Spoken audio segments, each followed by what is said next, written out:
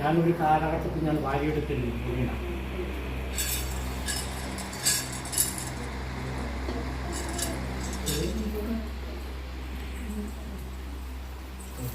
അതിന് തയ്യാറായിട്ടിരിക്കുകയെന്ന് അല്ലേ? കാരണം അതിൻ്റെ നാന്തമുള്ളൊരു ബന്ധം അങ്ങനെയാണ് അല്ലേ? എൻ്റെതായിരിക്കുന്ന ഒരു അനുഭവത്തിൽ വാരിയെടുത്തിരിക്കുന്ന ഒരു കാലഘട്ടം അല്ലേ? അന്നിങ്ങനെ ഇരിക്കാൻ പറ്റിയ കാലഘട്ടമാണോ?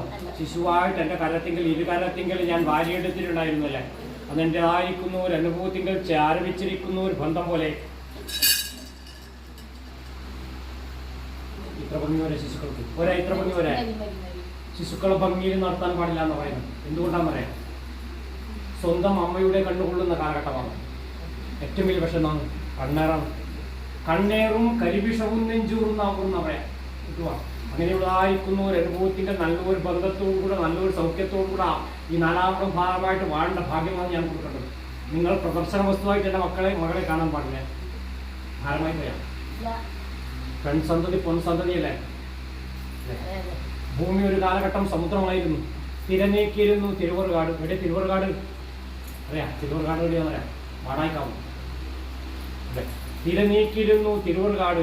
ഭൂമിയിൽ ആദ്യം കാലുകുത്തിയത് അമ്മയാണ്. അതുകൊണ്ടാണ് ഭൂമി ദേവിയായത്. സത്യമെന്നും അമ്മ എന്നിരിക്കുന്ന ഒരു അനുഭവത്തിൻ്റെ മുന്നിൽ നിൽക്കുന്നത്. അതുകൊണ്ട് ആ മാതാപിതാ ഗുരു ദൈവമെന്ന് പറയാൻ കാരണം അല്ലേ?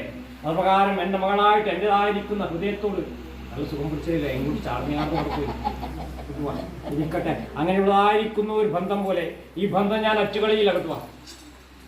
ഞാൻ എന്നും ഇതുപോലെ ഉണ്ടായ പോലെ എൻ്റെ മകളുടെ കൂടെ സൗഖ്യത്തോടുകൂടെയും യോഗ്യതയോടുകൂടെയും നല്ല നവസാരികളില്ലാതെ കണ്ട് ആയുസ് ആരോഗ്യങ്ങൾ ഞാൻ കൊടുക്കാം. മഹാവ്യാധികളിട്ട് കളയാതെ കണ്ട് കൊണ്ട് നടക്കേണ്ട ഭാഗ്യം ഞാൻ ഉണ്ടാക്കിയിട്ടുണ്ട്. എഴുതിയേക്കോ?